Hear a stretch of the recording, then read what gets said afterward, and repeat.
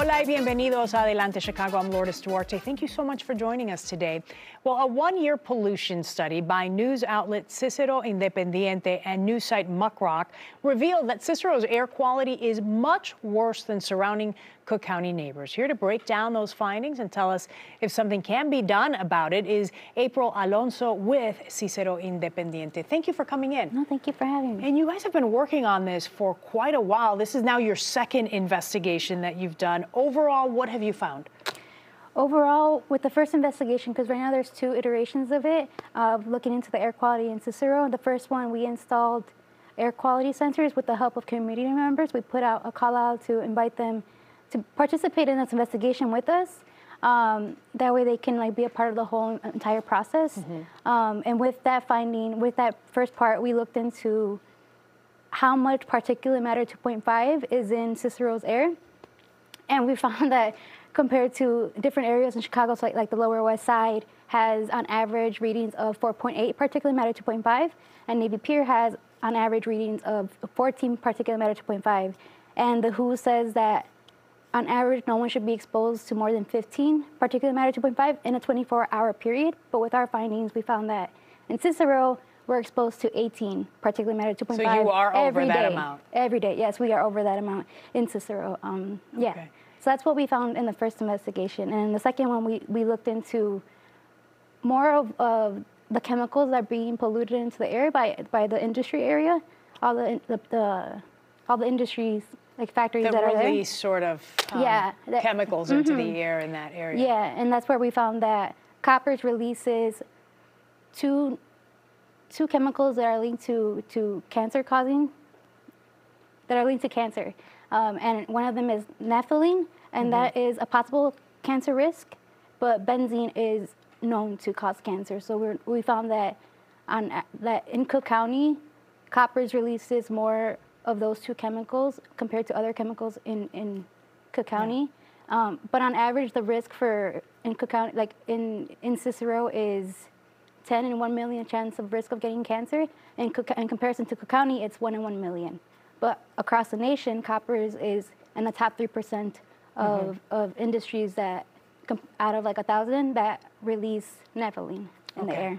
So your first investigation found that there was an issue with the air quality, right? And then your second investigation sort of narrowed in on exactly what is the problem, what are some of the chemicals that people may be exposed to. Yes. So I'm wondering, as people read through your articles, how aware were they that their air quality wasn't as good as, perhaps Cook County, the rest of Cook County, or other parts of the state? Yeah, that's one of the things we found. And in the whole process of this investigation, with the first part, we did an event to educate people on the findings that we had. And that's where we learned that we had to break down more and make it more digestible for local residents to understand, because a lot of people didn't know what AQI meant, what the AQI index is. Who does, right? Exactly, yeah. And even in Spanish, so the Spanish speakers, they get alerts on their phone, but they still don't know what that even means and that they're in a possible health group risk. So that first investigation kind of broke that down and provided solutions for people, and people were aware now that maybe they can wear masks outside, or what the hazy cloudiness means and why that's being caused in Cicero. And with the second investigation, before we published it, we went out with some of all of us together. It was a collaborative effort with some students from Medill, with our team, and people from Muckrock that were helping. And they went out to door knock near houses that are located near Koppers.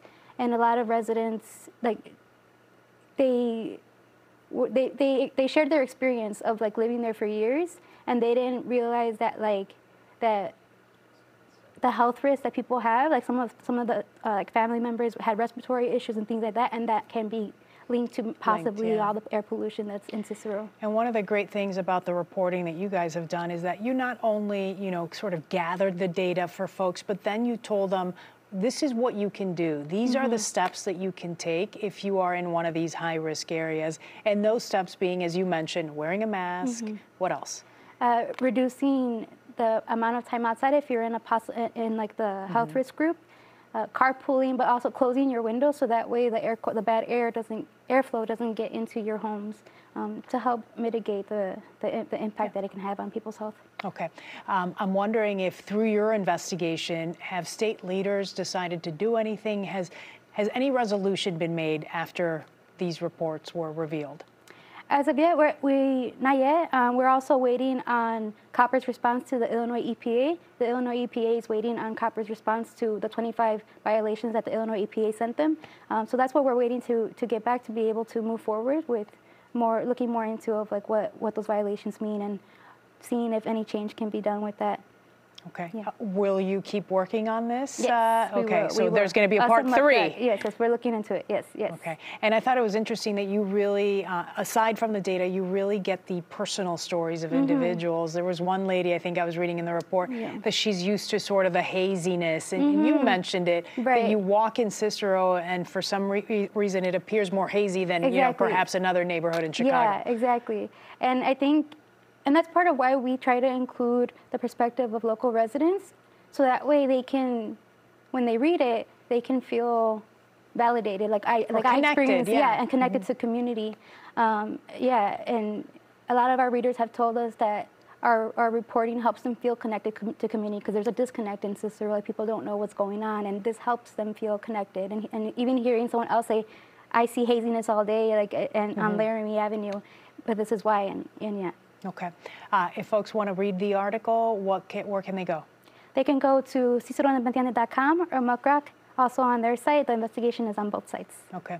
And I know we talk a lot about Cicero, but this also impacts the area of Little Village as well. Yes. Because they're so close together. Yeah, and high industry areas. Yes. Okay. Yes. Thank you so much, No, April. thank you. Thank you for having me. Good work. Yeah, Good thanks. work.